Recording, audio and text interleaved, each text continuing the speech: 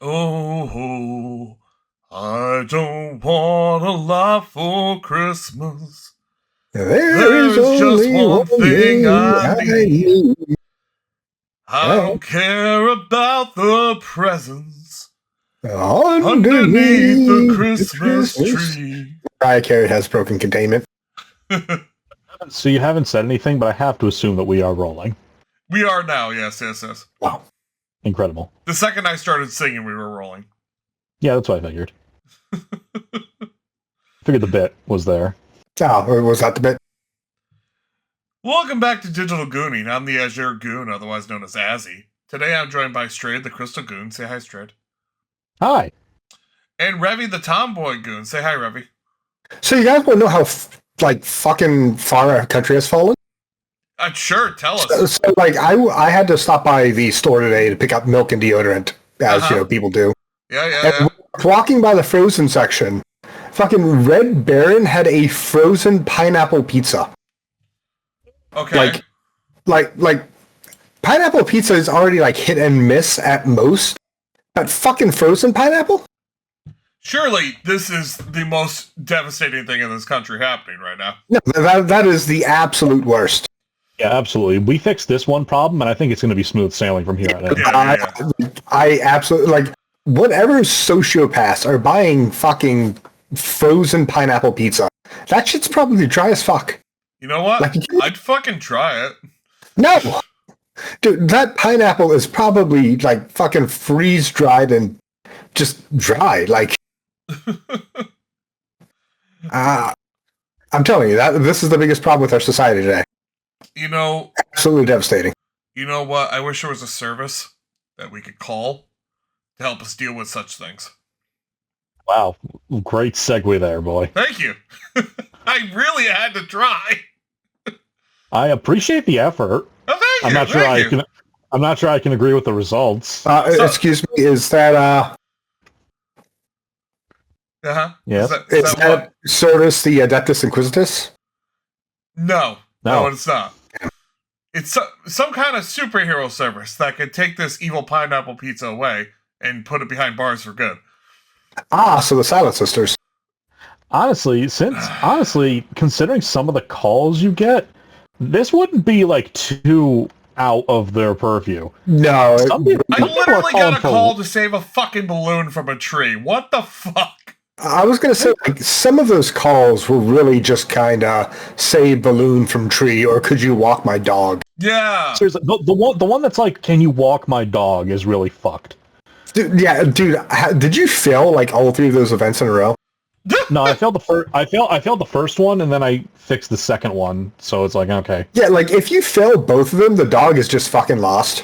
Like permanently. It's just, you know what? Fuck it. Find a better owner, Fido. It's just fucking gone. We're talking about Dispatch. Yeah, Dispatch. It's fun. The latest Telltale game from the company that's totally not Telltale. Well, to be fair, from the writers of The Wolf Among Us Telltale, which you haven't heard about. It's the Telltale people making a Telltale game from a company that's not Telltale. Yeah. Not based on an existing property, as far as I'm aware. I don't think so. Well, it was made by Critical Role, was it not? It's made in conjunction with Critical Role. Okay. Yeah. So there's a bunch of Critical Role voice actors. I assume they had some say. Yeah, I'm assuming they did because this is a bunch of fantasy, and Critical Role obviously does that very well. Is Mr. Critical Role in it himself? I don't know. But he is, and he's a character you've seen, but you haven't heard. He's going to be... Oh. Yeah. Is he the main villain? Is he? He is. No. Yeah. Really? Yeah. Oh, okay. I'm kind of disappointed by that. So I had a theory. As far as I know, well, we don't know who that is at this point. Yeah, but he's the voice actor. But yeah, to be fair, Matt Mercer voices the main villain. I mean, what else are you gonna do? They also have a couple YouTube personalities, like fucking Punch Up is Jacksepticeye. Yes. And Sonar is good old Charlie himself, Mr. Moist Critical. Dude, I had no idea. I wanted Sonar to stick around because he's just fucking Moist Critical. He could. Yeah, I know he could, but If you're stupid. we kind of discussed, briefly before the podcast. Like, I just sonar skill set just always We'll get fucks into me. it. Like, We'll get into it. yes, First off, Yeah, I just kind of want to into it. say before we move on from voice actors, I had no idea the first time I played through the first 3 episodes that the main character is voiced Is by Aaron Ball? Aaron Ball, Mr. Jesse Yeah. Pinkman himself. Yeah. yep. What He's is there. what It's is him. his? I forget the name of his character from BoJack. It's escaping me right now. Todd. Yeah. That would be a Boy, better he played- example, but yeah. He plays a spectrum of that kind of guy. Yeah, he does. He's really fucking good. He's gonna be that. He is. I don't know what his actual age is. I think he's in like his late 30s, early 40s. But the man is permanently like 25. Like, he's just that character that gets just cast into a very certain role. So Not that Robert Robertson III. Holy shit, is very much like Pinkman or Todd. But he has some similarities of being a certain kind of age group. I'm not gonna lie. If my last name was fucking Robertson, I would be severely contemplating naming my kid fucking Robert Robinson. Just as Literally anything else. middle finger to you, like. I had no Yeah. idea what this game was going into it. This game was bought for me. I was like, Not by anyone I either. remember seeing an ad for it. I'm like, oh, this looks actually really sweet. I'd love to play a hero dispatching game. And then I start And then playing you- it, I'm like, this feels a lot like a Telltale game. As a person who's never actually played a Tailcoat game, I've seen a couple of like playthroughs of them, Mm-hmm. and I did avoid them for various reasons, mostly because a lot of the reviews for some of the Telltale games were basically like, in the end, the choices don't really matter. There's only one Yep. Telltale game where the choices have ever mattered. Yeah, but like, I bought this, and I can happily say, like, I love the IP and Yeah. the world that they've created. Like, I almost want more of just the like fucking dispatch minigame section. That's the thing I was gonna bring up, because as much as I'm really enjoying the story and how it's factoring into the actual dispatch minigame, the fact that there isn't just more of the core gameplay loop itself, or at least not as far as we've seen, Yeah. is kind of something I want. Like like when I don't know, maybe if the story is done and there's like a generic team you can get just to like truly min-max the minigame itself. Dude, just like let me without the story context. like let me play the minigame where like the XP is just exponential. Let me be a fucking dispatcher in this dispatch game. No. Yeah, but I see what he means. Yeah. Just like let me fucking grind that for like 40 hours. Yeah, the dispatching part of it is amazing. I love that, and I wish it was like more of the game. Is that something that a lot of these Telltale games were missing? Was a gameplay loop that's aside from like the story stuff going on? Like, because you kind of feel it. You feel like already it's like, oh, your choices matter. Well, yeah, I had to get rid of someone, and now I'm feeling that loss in the other gameplay loop. So it was never the Telltale games for the most part were always built upon being a well, They were always following some a other lot IP. of them were built upon being a story with your choices have consequences sort of thing. But before that, they were always point and click adventures. But I would say we're talking about two different kinds of the Telltale formula. So, original Telltale formula, all they wanted to do was bring back point and click adventure games, which they did. They brought back like Sam and Max, they brought back Monkey Island, shit like that. And then they got everything changed the second they got their hands on the Walking Dead IP. And it was never as good as episode 1. Well, yeah, because Yeah. they Season 1, I should say. Because they made a lot of promises, and they're like, oh, there's going to be a lot of choices. But here's the thing, like, once you start adding too many choices, you got to make those choices matter less. Because you don't have the time or the resources to make choices matter that much. Well, you either have to make the choices matter less, or you have to be willing to prepare in building almost like a branching story. Yeah. For every single time, like, you're going to allow the character to just piss someone off. So there's a very similar choice that happens in episode 1 of Walking Dead, Telltale Walking Dead, that happens in episode 3 of Dispatch, where you have to choose between one or two characters. And because of that, no matter who you choose, the surviving character is only shown, like, briefly here and there for the next 2 episodes until they are both shot in the exact same fucking time and place. Yep. Just like, okay, enough of this, we're done. And then they just get shot in the face. So we cut a bunch of writers in a room, like wiping off their sweating brow. Woof! We almost had a branching path there. Yeah, right. Yeah. So like, and it's the thing where I would say that better writing. I'm not even trying to like necessarily insult all of Telltale, and I'm not trying to like rag on season 1 of Walking Dead specifically, or even this.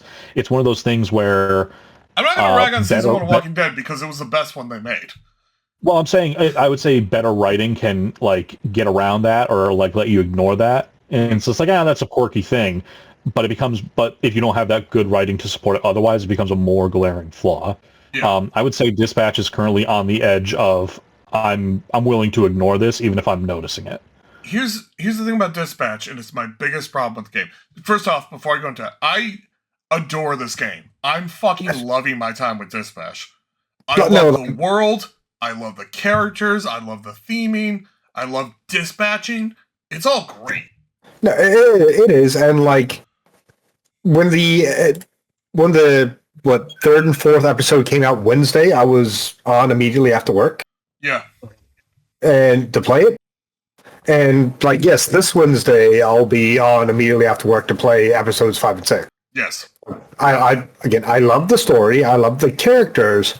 And the most important thing is, like, I love the world. Like, if I could just have more of, like, the world. Yeah. Like, but, that being said, I guess we'll start with episode 1. And I'm going to have a very big hot take, like, immediately. Go ahead. With the fucking cold open. Okay. Because, like, the cold open, like, you're sitting there talking to somebody who's obviously, ends up being a gang member for whatever, the Shay, whatever his name is? Mm-hmm. Shroud. Yeah, thank you, the Shroud. And you get that, like, the Shroud killed your father. You're looking for the Shroud. And the dude, like, as you're dragging him over to the thing to interrogate him, mm-hmm. is basically like, we're going to kill you, the whole 9 yards. My annoyance is the first choice in the game is drop him and don't drop him. And I can tell you right now, me playing as a character who's hunting for a person who killed my father, like, you better build me a mass grave because I am killing a fuckload of people. Mm. Like, I am... like, you've already put me in the mentality of the big supervillain is killing people. Cool, I'm not being Batman, I am being the Red Hood. Like, I recognize that he's a problem and he needs to get shot.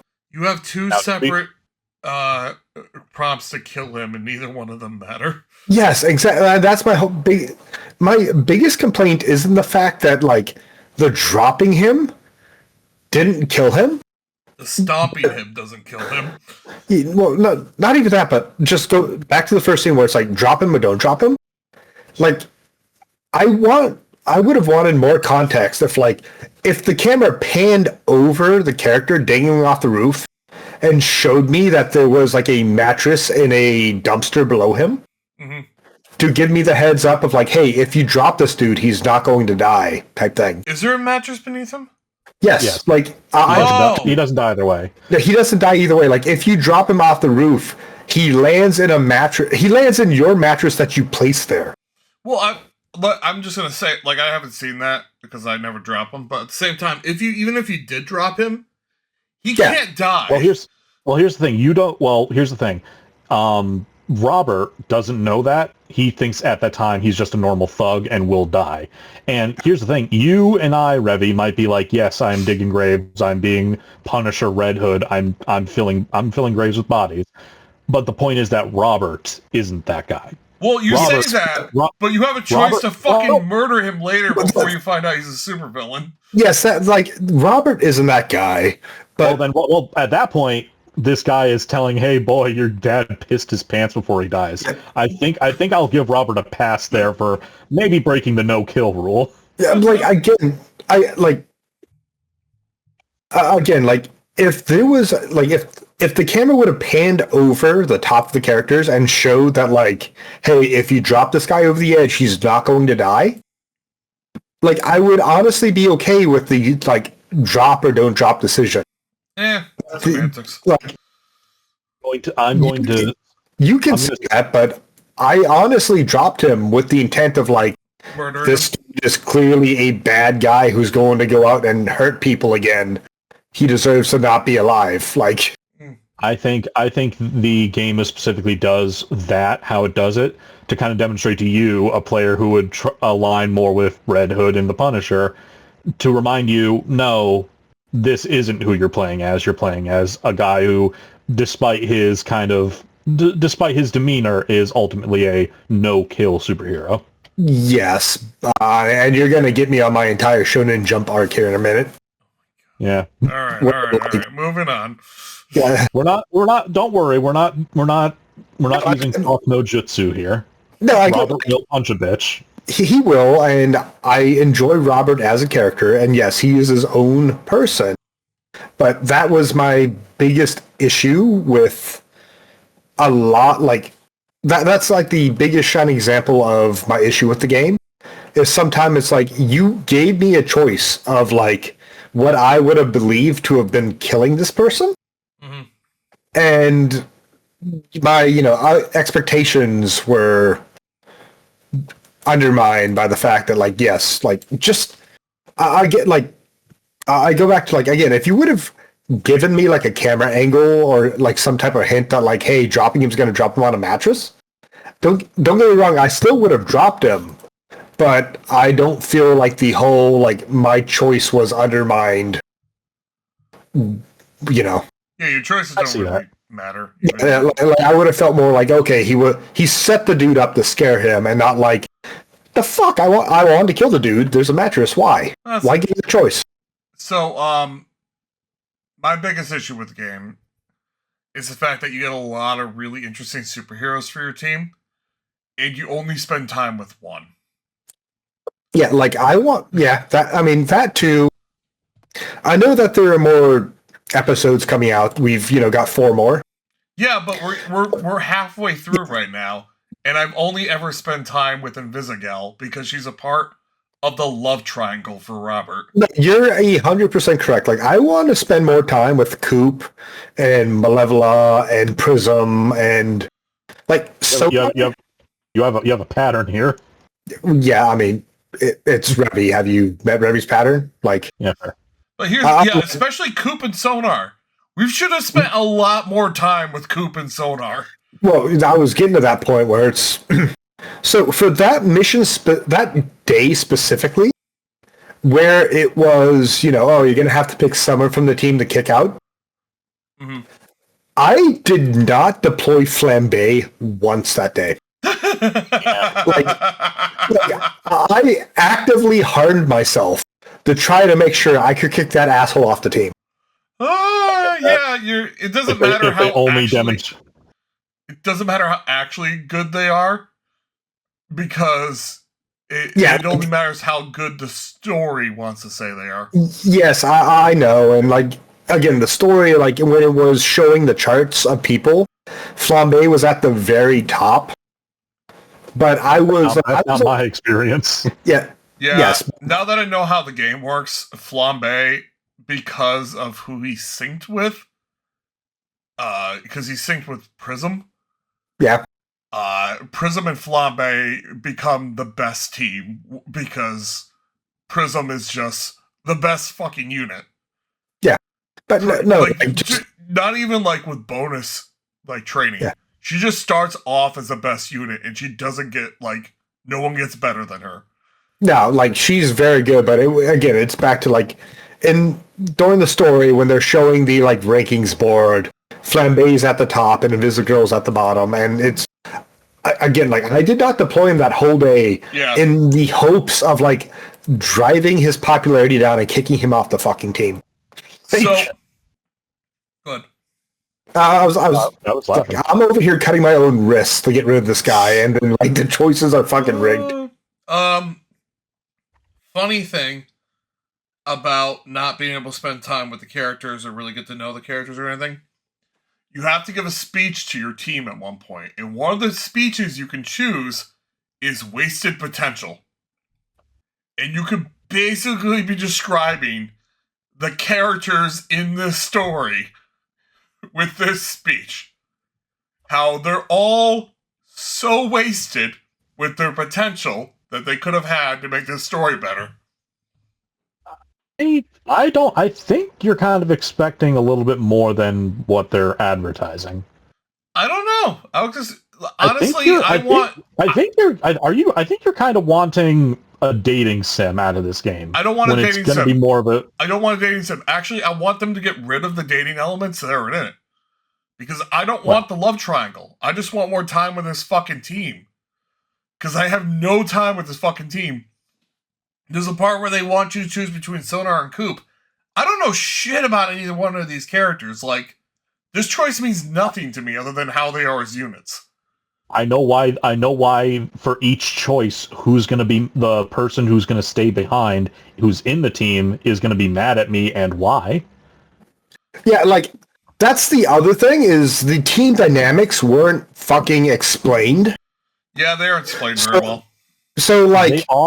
They are in other things, like trailers and story snippets. Oh, wow, extras. Really? Yes. So you ended up... So you may not know, Malevola and Sonar are, like, drinking buddies. Yeah. And she is his AA sponsor. So... Or Narcotics Anonymous sponsor. And so she's super pissed at you because they were genuinely best buds. Oh yeah, that's the thing, is like I ended up kicking Sonar off the team because he didn't have tits. Which is obviously I kicked Sonar off the team because he's literally the worst unit in the game. Like, it wasn't even a choice. Like, do you want the unit that can adapt to any position? Or do you want the unit that's never going to be on the mode that you need him on when you need him on it? Well, that too. Like, I appreciate the design of the character, where it's just kind of like, oh, it flops between intellect and attack or whatever. Mm-hmm.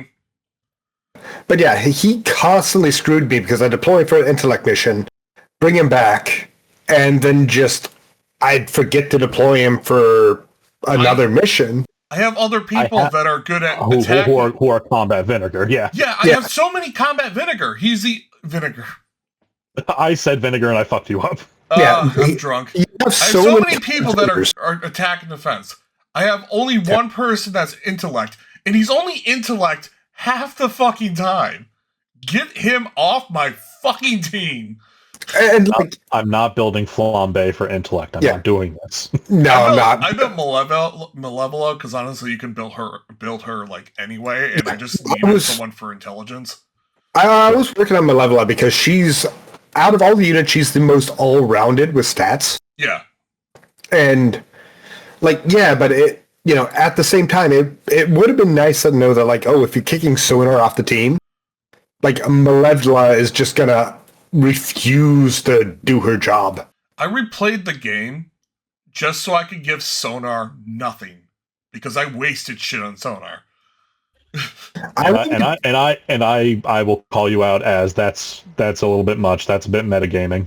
I don't care. I played most of the 4 episodes. Like, I missed I didn't do the last dispatch, but yeah, I basically did most of the 4 episodes twice. Once all of the episodes are out and things are done, I will go back and replay 4 different options.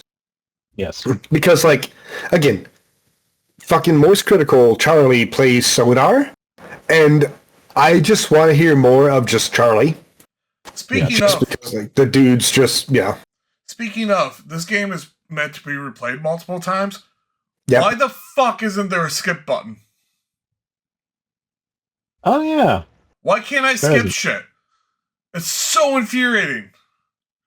I guess, but at the same time, things are so kind of like short that it's Well, beat the game once and unlock the skip button. Yeah, it's something. I don't know. Like, and this is a my problem, but my computer has caused this game to crash a couple times.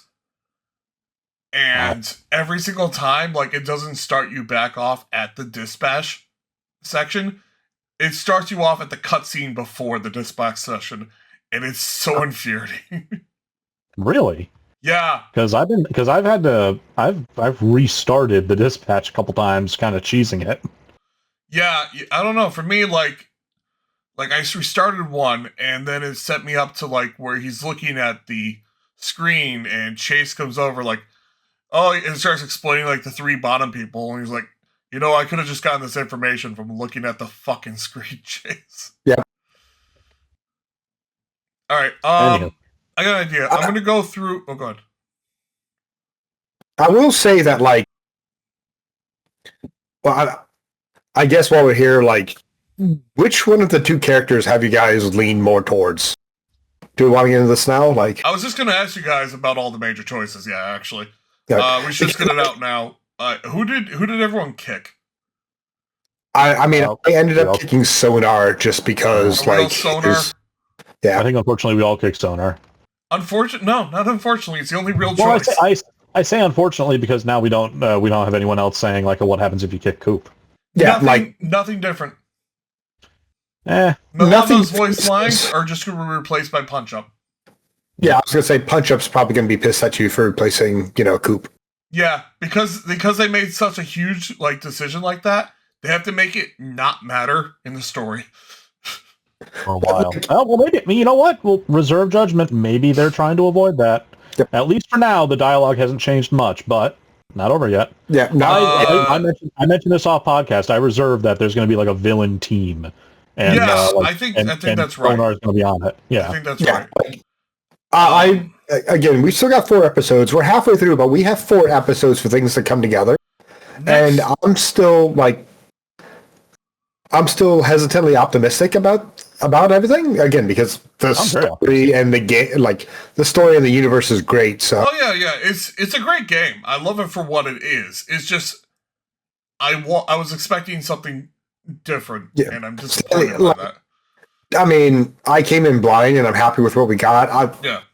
I'd be happy if it was more of a dating style sim-ish as well, but what we have is also good, so I'm not too upset. Who did you guys add? Waterboy. Waterboy. Yeah, okay, here's my logic for Phenomenon. He's right? Too good. No. Well, yes, actually, because best case scenario, he gets out of his funk and becomes Phenomenon again, which means he either then A, gets just taken away and gets back to his old team, which, okay, I'm out another teammate again, or B, he stays and everyone hates him because, well, what the fuck are we doing now? Why do we bother? Because he's Phenomenon. Yeah. I honestly picked, yes, that, but I also picked Waterboy because he's just, the underdog. Yeah. And it was just kind of sure, fucking why not? What are his stats? I kept pairing him with Invisigal to get him boosted XP. Yes. Catch him back up. I've don't started. know if anyone else gets boosted XP. I know Invisigal does, but I don't know if anyone else does. I have started dumping intellect into fucking Waterboy. Me too. I have done the exact same. Yes. Why do we? I hate this. We shouldn't be making the same choices. Well, I will. We can go to the most controversial. Is out of the two. You get pissed now because I'm pretty sure we all made the same choice for the next one too. What? Out of the two fucking romantic. Which of the love triangles did you pick? Say it with me, Bart. Invisigal. Correct. There is no love triangle because I have not said anything to Blonde Blazer. We are. She's my boss and nothing else. I think I messaged you, fucking Ash, about it, but like there is something about Blonde Blazer. Oh yeah, I do not. Absolutely. There's a betrayal here. Yeah, there's something about her I don't trust. I think. All right, so you guys okay with my crackpot theories right now? Sure. Good. I think there's betrayals both ways with both women. Oh, probably, yeah. I don't know exactly what Blonde Blazers is, but I think Invisigal put the bomb on you. Probably. That would suck, huh? Uh-huh. I'm also going to... Here's the thing, though. That's before we're friends. Yeah, I can forgive that. I get you. I see you, girl. Once again, the moral compass leaving my body when feeling sexy. Like, yes. And holy shit, did the beginning of episode 4 rewire my brain? Yeah, I did that, huh? You know what it was for me? What? It was the thumb suck thing. That's what boomed my brain. A little bit. We're in now. I was kind of hinting at it before, but here we are. I'm not gonna lie to you. My mouth went wide when I saw the ear chip. Yeah. I was like, what's she doing? I'm like, no. And then she woke up. I'm like, oh, okay. It's a dream, but it's there. And it's like, hey, Robert, you have fuck the Mecha Man thing for a minute. You have one goal in life. She's very open with you about it, too. Yeah, she is. Yeah. She's not. She's not, though. She's just like, she's trying to make a joke out of it. But she's like, wait, hold on. There might actually be something. But I might actually have caught feelings. Bathrooms are for shitting after your morning coffee and for picking shrapnel out of your chest. Not for whatever the fuck this is. So who fist bumped everyone. Everyone fist bumped him. Royd is a good boy. But like, I don't know, my favorite scene with fucking Invisigal is when you're sexually harassing each other in front of Royd in the robot. do you ever jack off of this thing? All the time after every big bust. Incredible. I feel bad for Royd. I didn't give him a chance to bail. Oh fuck. I don't, because I fist bumped him. But I will still say that he immediately broke bro code rule number 1. Yeah, the urinal needs to be monastic. Dude, I just touch pants and underwear. I'm just like this. Yeah, I don't touch it. I just fucking shake my hips. That's not how that works, brother. That's not how it works, brother. Dude, the whole walking up to a urinal right beside you and then fucking trying to fist bump you while you're both pissing is just kind of... I love that he has his own private urinal. Yes. It's great. Jesus.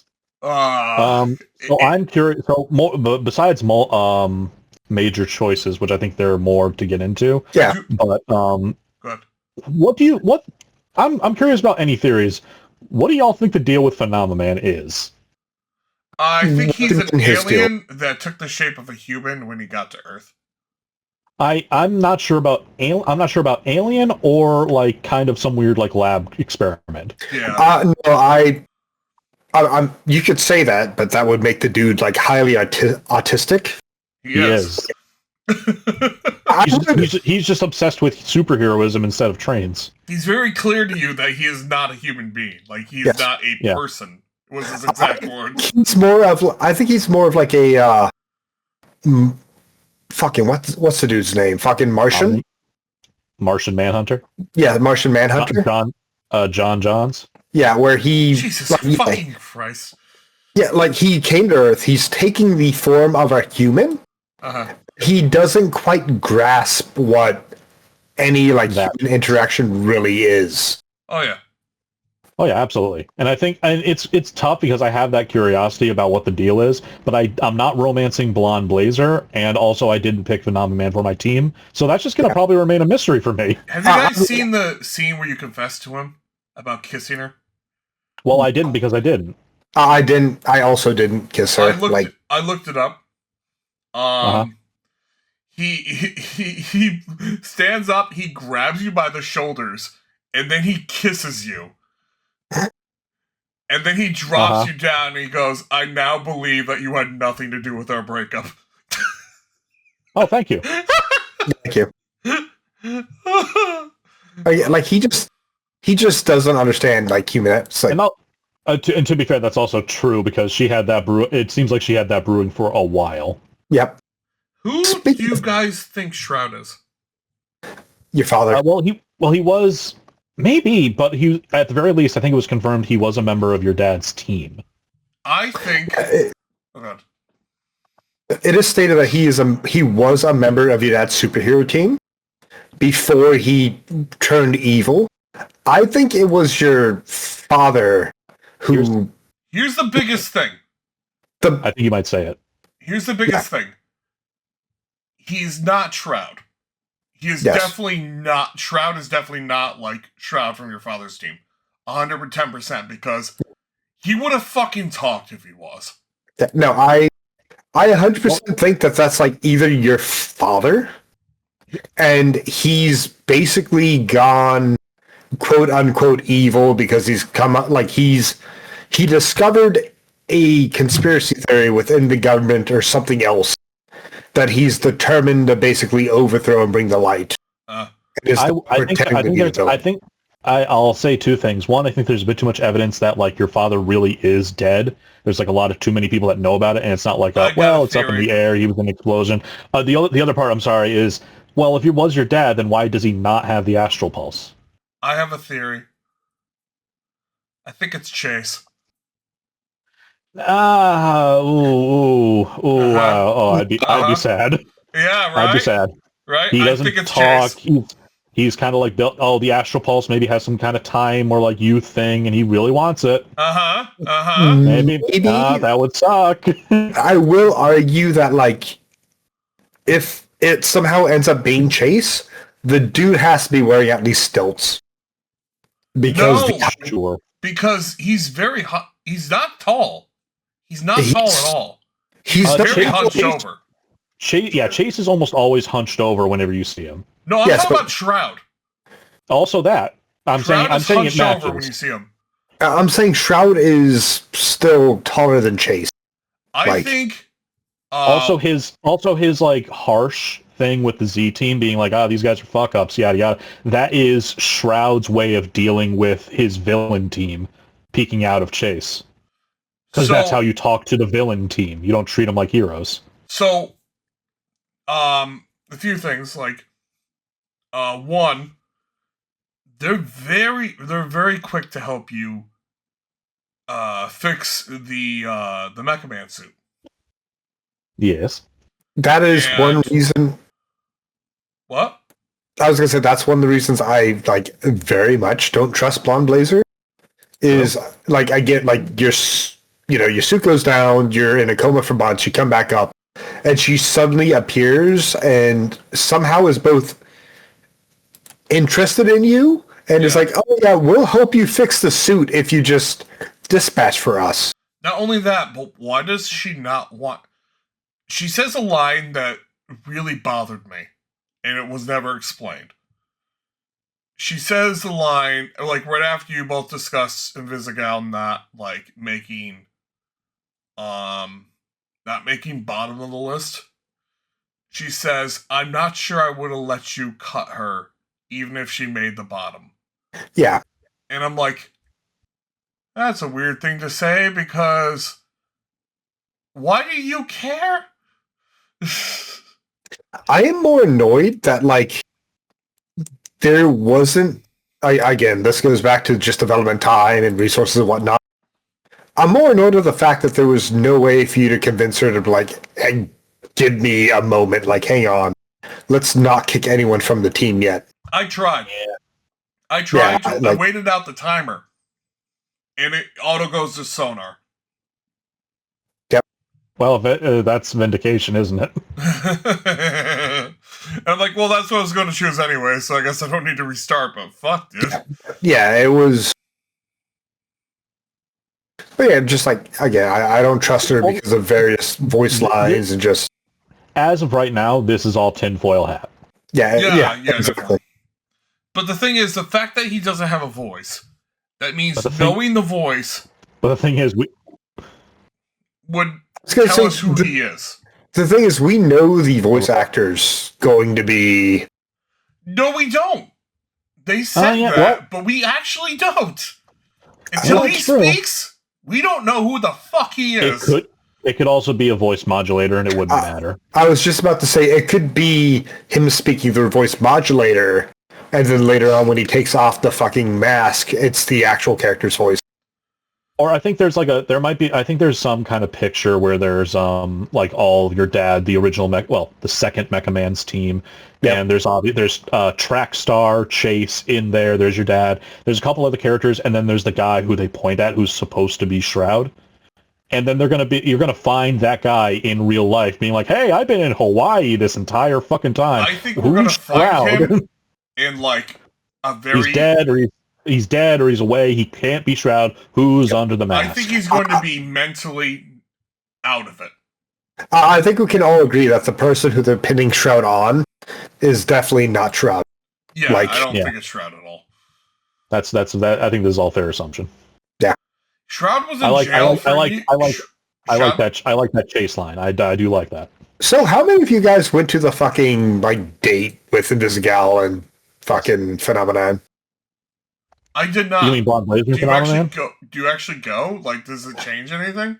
I don't know. I asked because I didn't pick the fucking go option. I think I did. I think I read it, and it just has Blonde Blazer having to remind Phenomenon, hey, if you fly at supersonic speeds with this normal guy in your hands, he will atomize.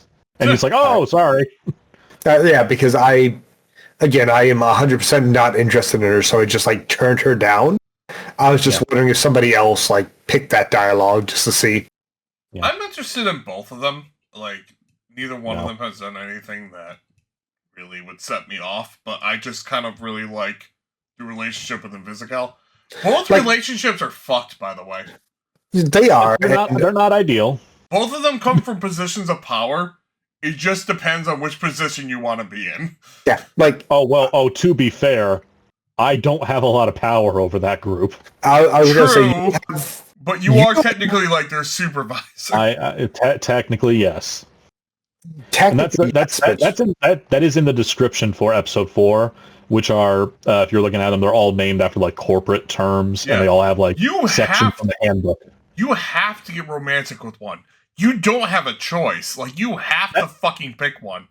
Yeah, that is another thing that's kind of just go back to. Well, again, you're not playing as yourself. You're playing as what decisions Robert would make. I do really like the fact that Robert is lonely and horny. I do really like the fact that Invisigal's is romantic at all. Blonde Blazers is clearly romantic, but Invisigal, you just kind of go there and just hang out as friends.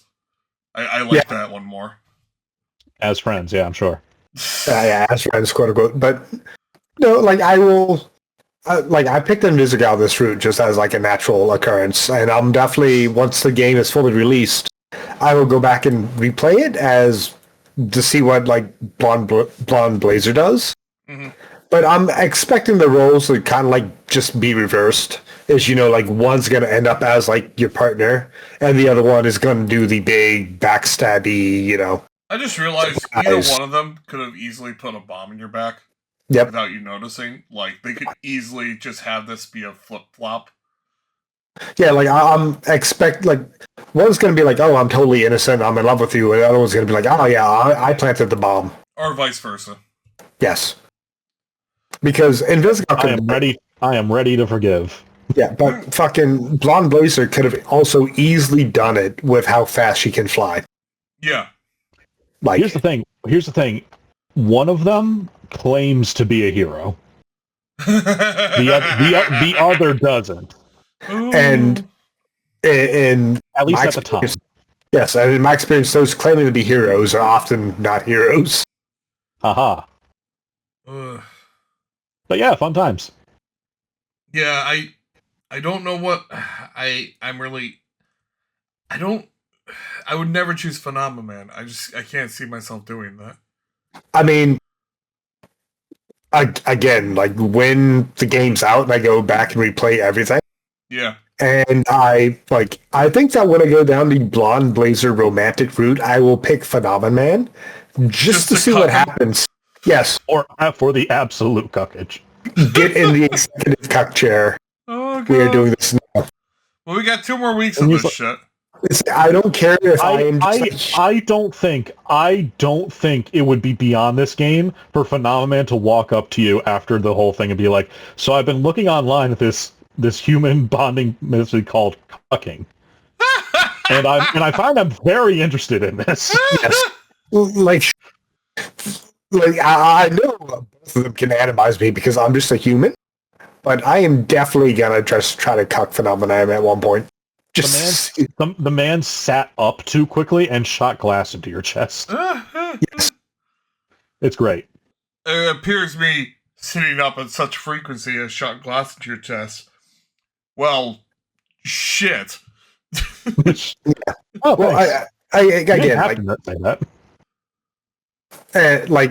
I love those moments in the game with those character interactions. I'm still very upset that we just don't get more of those more often before we have to make big choices. Yeah. One of the things I seen from somebody that chose to kick Coop was, well, Coop, I guess you shouldn't have popped that kid's fucking balloon, huh? Yep. Yeah. Yeah, that's fair. Again, Flambe was on the top of my list. I guess while I'm here, at the bar, what did you guys throw on Flambe? Because I threw the fucking alcohol. How is that? Does he just set on fire? He does, and he sears off his eyebrows. Yeah, you set him on fire, and then he shows up. You set him on fire, and he shows up in episode 2 with no eyebrows in the office. Oh my god! So he is cosmetically fucked either way. No, the water doesn't do. Oh wait, no wait. Oh, does he not lose his tooth if you do the alcohol? That's correct. That's correct. Yeah, he doesn't lose his tooth. You throw the alcohol on him, and you catch his hair on fire. I never did. I never did the alcohol because I thought that was too mean. No, his skin. I figured it was going to be opposite. I figured he was going to be like, "Oh, well, it lit me on fire more. Thanks," but no. I threw it on him on the off chance I would actually just ignite him on fire. And I got exactly what I wished. It burnt his eyebrows off. No, he trips on the water and smacks his tooth out. And Punch Up tries to save it by putting it in ice, but it doesn't work. Either way, I know whatever you choose, you have to get kicked out of the bar. Because you have to end up in the back alley for Blonde Blazer. I'm looking at this word. I don't know why anyone would put these 2 words together. Fart barf. Fart barf. Yep. Watch that be important. Oh, fuck. Oh. Well, what'd you throw on him in episode 4? Spaghetti. I chose a protein shake. What's a protein shake do? What happens with protein shake? Let me ask, what happens with spaghetti first?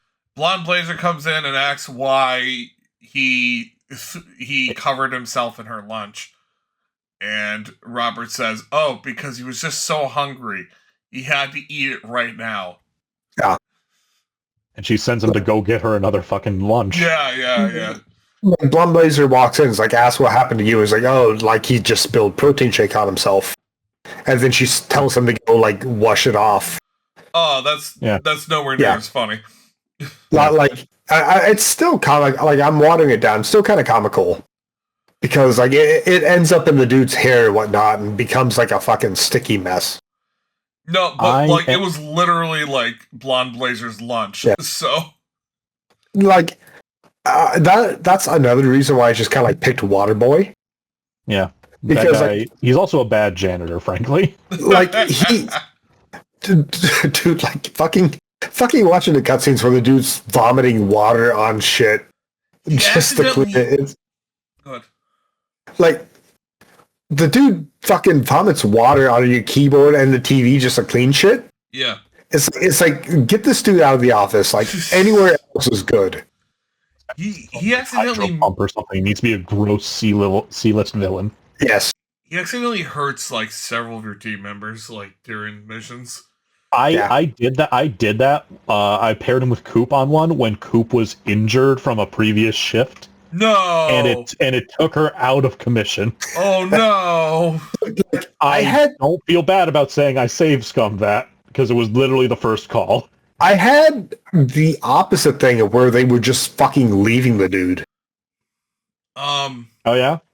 Yeah, like they would just, like when I partnered them up with him, they'd go and they would just like prank the dude and leave him. Yeah. That might have happened once. I don't remember.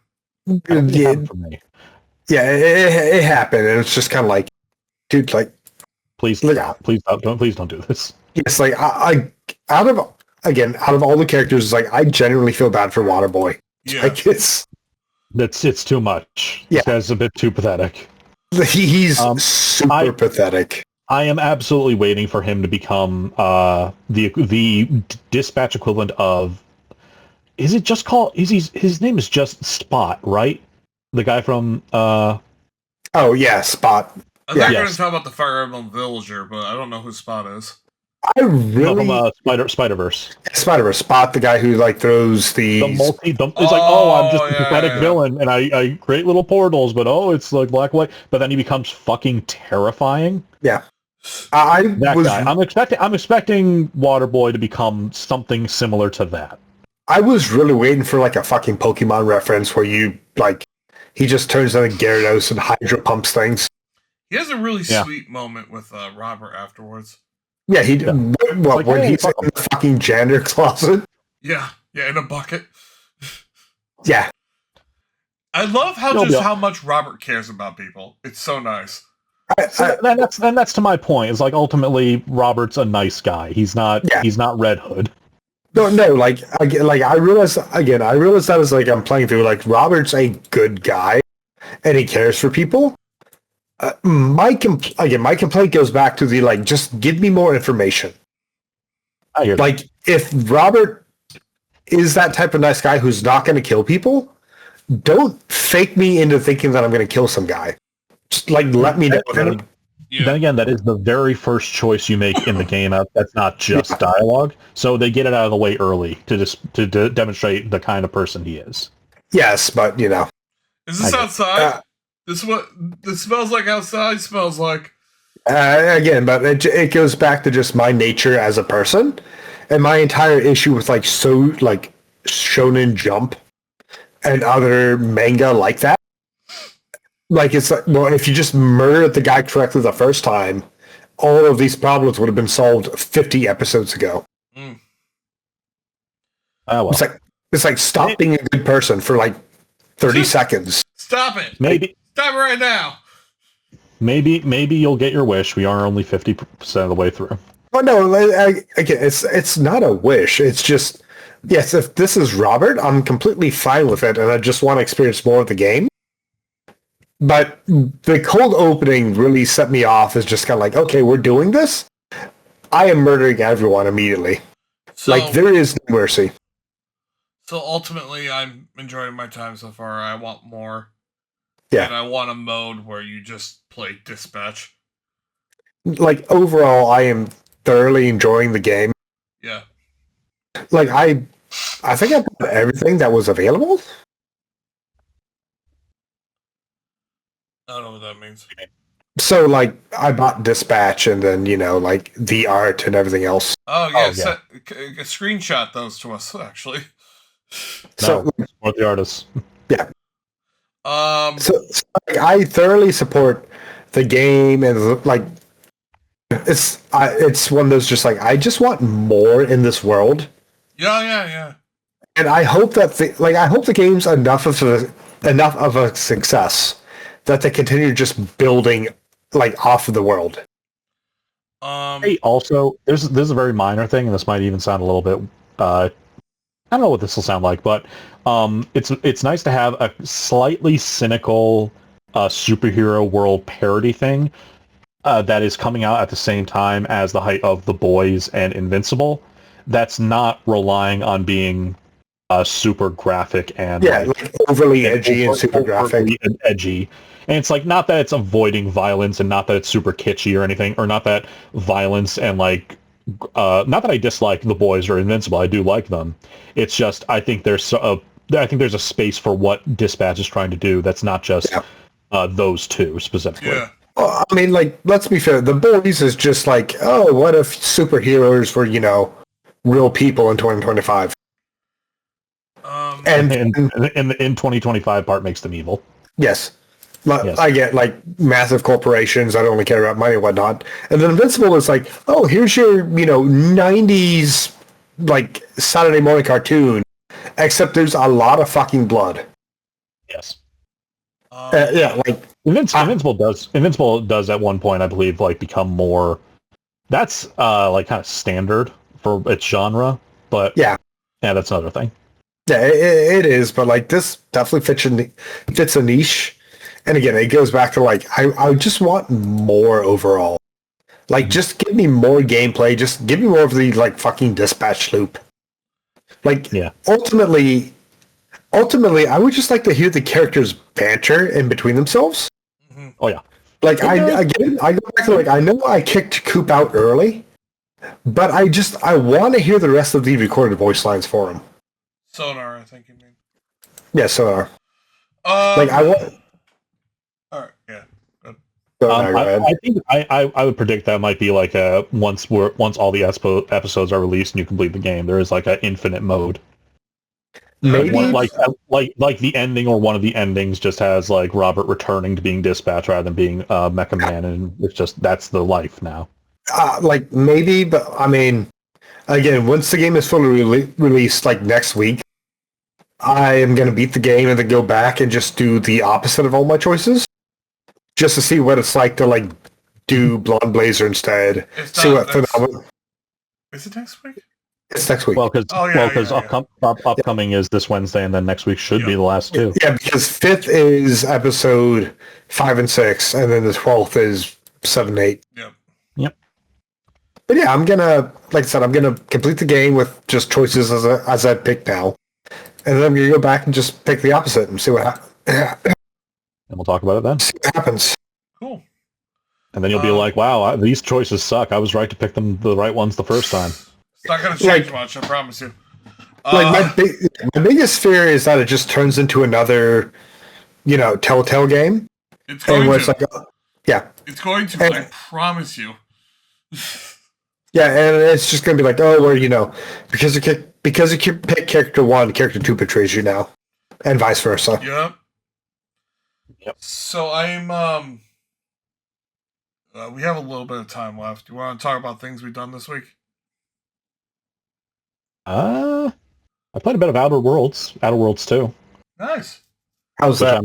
Which I would say it's better. It's doing much better than the first game. Not that, but also I haven't done super much past the first world, and it was after the first world in the first game that Outer Worlds 1 started to fall apart and started to like demonstrate that it really didn't have much going for it. I would say that there's like some gameplay stuff that is much tighter that I actually really appreciate more. One of the main things is the like way you heal, which I think is much more streamlined than what it was in Outer Worlds 1. Outer Worlds 1 had a really weird way of healing, where the whole thing was you had an inhaler, which you could customize with what kind of heals went into it. So you had a very basic, like, how do I describe this? It was on like a cooldown, and you had a very basic like starter heal for a certain amount, but then you had more slots that you could load with food that gave like healing over time. You had drugs that you could put in that were like, oh, you heal, but then you also get a damage boost or a boost to your gadget energy or whatever. Yep. And that was cool, but it was also really easy to run out of like all of your actual healing items, because every single heal would use one of them. And it's like, well, I don't want to use everything at once, and I also don't want to go through the tedium of going into the menu and customizing it each time. So what am I doing? This game kind of streamlines that, where food can only be consumed outside of combat, and if you just hit a button while out of combat for healing, it'll just consume food in your inventory until you fully heal yourself or you run out of food. All right. Nice. And then the heal is only a heal, with the idea that you have any drugs you pick up just add to the charges to your inhaler, and they like seem to stack infinitely. With the deal is that different primers you can equip for your inhaler are like different kinds of heals. So like, there's one that's only over time. There's one that's less, but it's instantly. There's one that it's an instant heal, but then also more healing if you're close to death. Yada yada. And the whole thing is that they all increase toxicity, which if you go over toxicity level, you start crashing out. Right. And if you crash out, you can't heal until your toxicity meter empties. But there's a bunch of shit where if you want to build this way, you can get a ton of buffs if you are crashing out. So it's just one example of something that they kind of streamlined from the first game that I really enjoy. And I think I even mentioned this in the Discord, where I think it's the only time I've seen outside of the Witcher series, like 2 and 3 specifically, where there was like a mitigation factor for your healing. Like there was something stopping you from just spamming heals. All right.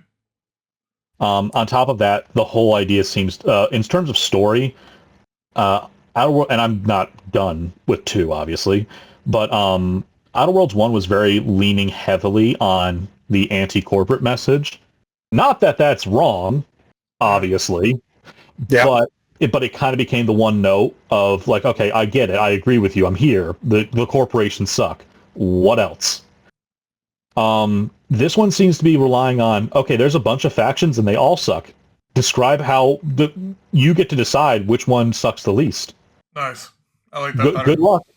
So the thing is, like, you're part of the Earth Directorate, which you don't know much about, especially because you're separated from it early in the game.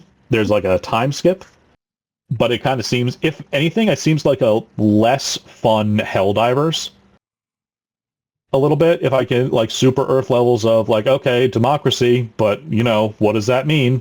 There's little like notes you can get for it that seems like it's very controlling, and there's a lot of like surveillance, and you get to act with impunity as an Earth agent directorate, even though this technically isn't in your jurisdiction. Yada yada yada, whatever. But then the actual, like, the people that you're fighting initially, the Protectorate, are, how do I describe this? Someone really likes 40K and really wanted to make some kind of, like, there's no aliens to be xenophobic against and no demons to slay. So these guys are just kind of brainwashed to hell and back and are worshipping something called the Sovereign as a living god. And it's really, and then you go on to, after you figure out them, you go on to a planet where the Protectorate are being pushed back and they're the ones being invaded by one of the major corporation armies. And it's like, well, I hate these guys too. I know how much these guys suck. So where am I? And, well, you have a mission, and the idea is, well, anyone can help you with the mission. You need to decide which one causes the least harm and which one do you think can help you the most to complete the mission. Nice. And there is something about, I think, and usually the whole, like, center, like, oh, everyone kind of sucks a little bit, usually doesn't work, but I am appreciating that there are at least a couple Fallout New Vegas writers and teams on this where it's like, yep, I hope you're not expecting a golden ending. I hope you can just kind of compromise and deal with the shittier parts of your chosen faction. I mean, that's fine with me. Like, I don't know. Yeah, go. I assume Revy will dedicate himself to the God Emperor. Like, I mean, we'll see, but like, I played Outer Worlds 1, and by the time I left, like, the first or second planet, whatever choices I made along the way made it so everyone else in the city hated me except, like, one person. Yeah. Yeah. Like, I forget what those choices were, but I remember, like, I had to fight my way out of a city while protecting one person while everyone else hated me. Yeah. The whole time. Like, yeah.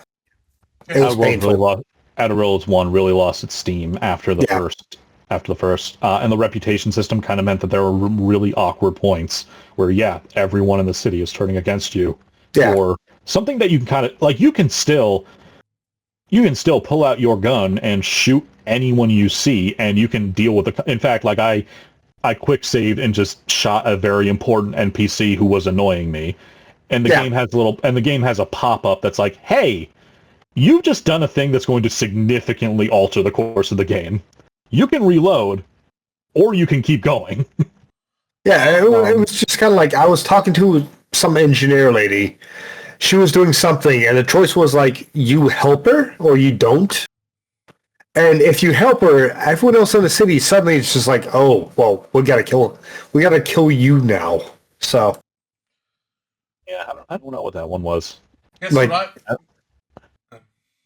yeah, it's like I don't remember what it was, but I clearly remember having to kill what felt like several hundred people to leave.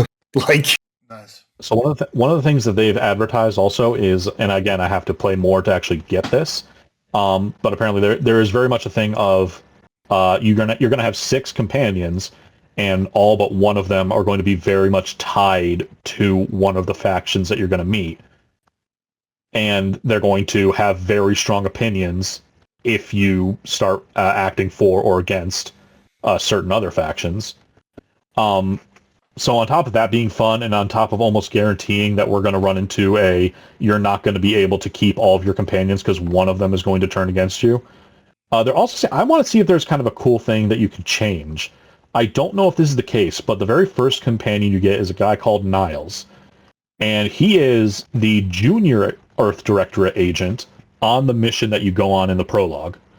Spoiler alert, the mission goes very wrong. Everyone else on the team dies except him, who just manages to get away after getting his arm blown off, and you, who gets locked in a hibernation pod for 10 years. So when you awaken, it's been 10 years. He's obviously been stuck around here for a while. And the thing is, there's a lot of like, he will remember this choices in the prologue. And it kind of emphasized, like, he's been kind of meditating on the few words that you've had with him before this mission went tits up for a very long time. And you can tell him some dire shit. So I think I chose I'm trying to play a good playthrough, so I told him, preserve your humanity, do the mission, but don't fuck up and, protect people. And he's a good boy. He's a good guy. We do good things. I'm wondering if I can fully turn him evil. If I just tell him, look, fuck everyone, and the strong should rule over the weak. Blood for the blood god, Agent Ibarra. Yep. And I'm wondering if he can meditate on that for 10 years and I come back to a full evil playthrough where I don't have to kill him the first thing I get up. Yep. Guess what I did? Not listen to a single word I said for the past 20 minutes. Probably. I listened to every fucking word. I'm actually interested in looking at it now, actually. I'm sure. I am if they've actually improved things, so. Jury's still out. I'll say I'm enjoying it for now, but if it's $70 and goddamn in this economy. I watched Straight's favorite show. What'd you watch? Has Been Hotel, baby. Gross. New season 2 dropped the first 2 episodes, and there's a fucking song in it that is fucking amazing called Gravity. I mean, we'll see. Like, and I highly suggest you to listen to it, honestly. Like, I have yet to go watch, so. You said it's a villain song, and it's like, the calling it Gravity is a massive fuck you. How so? I don't know if it's a fuck you or not. It's just funny that one of the biggest songs in musical of all time is called Defying Gravity. I mean, and one of the best songs they've ever come out with in their musical is called Gravity. Oh. Okay, but I guess. But no, seriously, check out the song Gravity. I know Strayed hates anything by Visipop. Straight's not gonna watch it. I'm gonna watch. Like, I will eventually watch the series. Yeah, just check out the song Gravity. Like, it's not like. Well, like, I watched season 1 and I was okay with it. Yeah. I was, there's things like they replace voice actors and whatnot with more professionals. That's just kind of, who cares? It happens I care. All the time. It happens all the time. Literally I care. All the time. I care. Whatever. How do you get professionals except by giving them chances? There was one episode that it came out with for a pilot, and years later they do the actual show, and she gets like professional singers for the show, and then everyone loses their minds because years ago when they had a pilot that it was different voice actors. Yes. I don't care. Okay. It depends. I've seen voice actors. I've seen actors replaced constantly.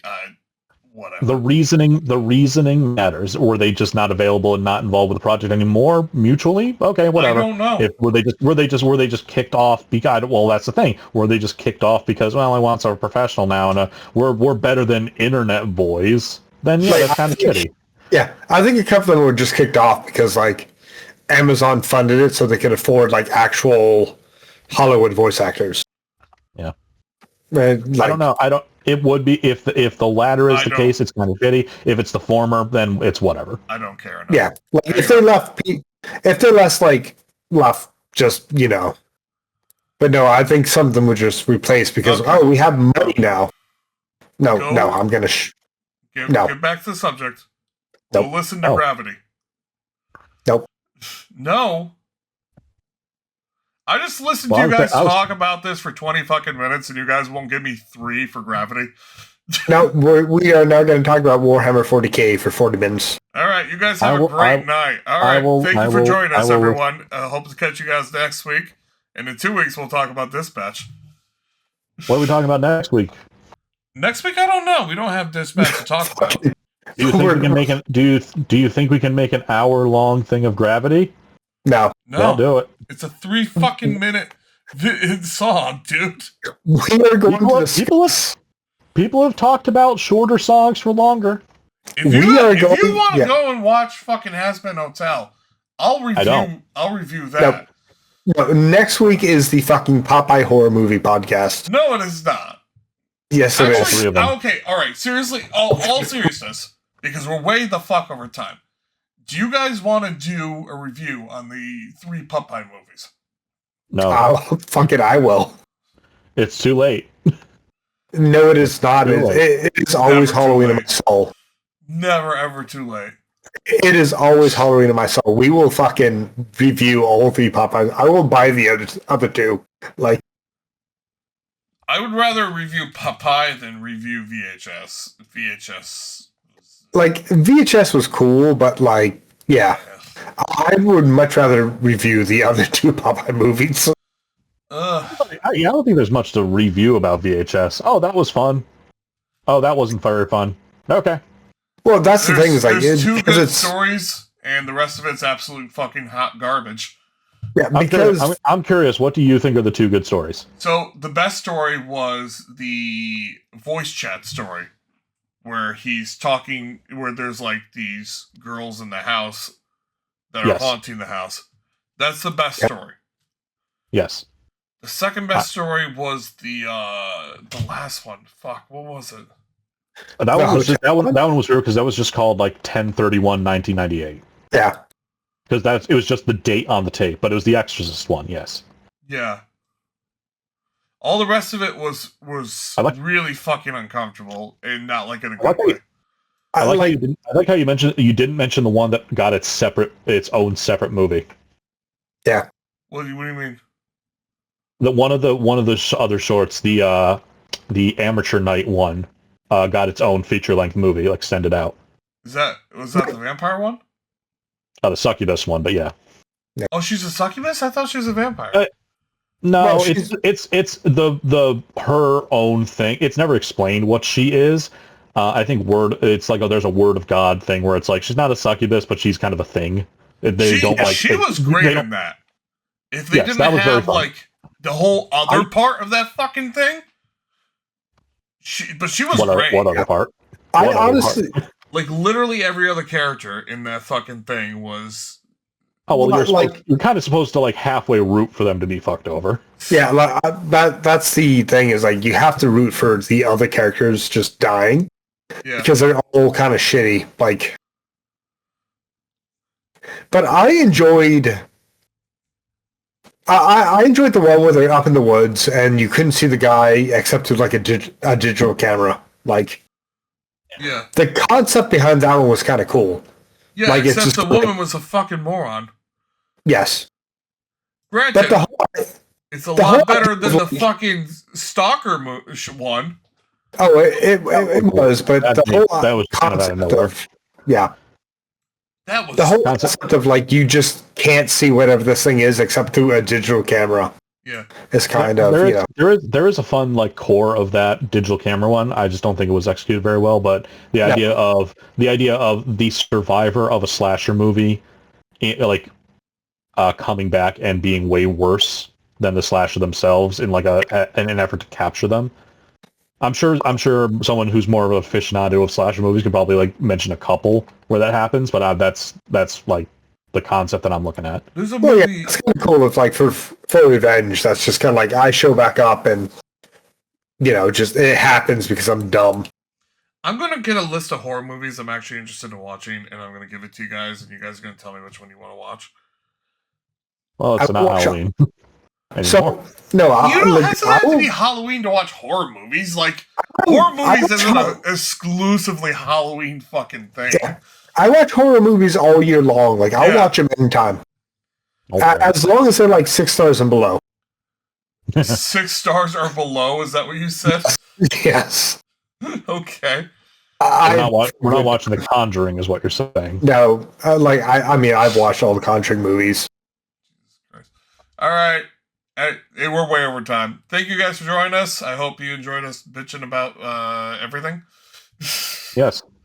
Yep. Next time we'll talk about pineapple on pizza. Sure. Bye. I accept the challenge.